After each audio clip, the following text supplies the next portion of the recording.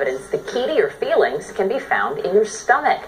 That connection could dramatically change the future of medicine. Our Dr. David Agus joins us again from Los Angeles. David, good morning. Good morning, Vanita. This is really fascinating and in some ways not surprising when you think about it. But what is the connection? Well, you have tenfold more bacteria in your gut than you do human cells in the body. And these bacteria are a key part of us. They metabolize our food, and they control many hormone levels. And there's a direct connection between the gut and the brain called the vagus nerve. So if these bacteria make hormones that can stimulate the nerve and change it, they can affect feelings. And so throughout history, going back to Hippocrates' time, there's an association between what you ate and how you feel. And now through some of the big data studies, we're starting to see these relationships.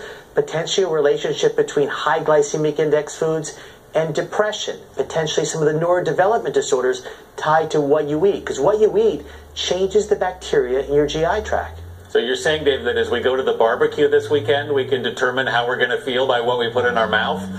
Exactly. So, Anthony, I need a list of what you're going to eat before you do it, and then I'll tell you what's going to happen. None of it's good, David, I'll tell you right now. A kale salad versus a hot dog. Yeah. So, David, in terms of different kinds of treatment that already do certain things like this, how does this stack up in terms of regulating your gut and your feelings?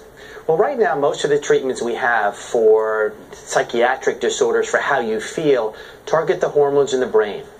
Going forward, what we're going to probably do is change the bacteria, which are going to hit some of the root causes rather than the end game, which is hitting the brain.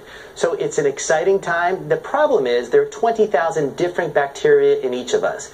And so it's a new field, it's a growing field, and all of a sudden we know there's this connection. The challenge is going to be to change it so we can actually benefit from it. So there's no like go-to foods then, because I thought what you were going to tell us is there's certain things you definitely should be eating, like a probiotic in a yogurt. But does it vary for each person then?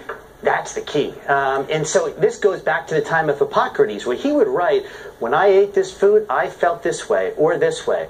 I want everybody to start to keep food diaries. If you eat a certain food and you feel great afterwards, write it down. If you eat a certain food, like Anthony's going to eat in a little while, and the next day doesn't feel well, write that down also. And so we can be in charge of our own health. And so this is the personalized medicine of today. It's going to be more technological going forward, but even today we can start to act on it. Well, I know chocolate makes me happy, so I'm sticking with that one. Dr. David Agus, thank you so much. Thank you. Amy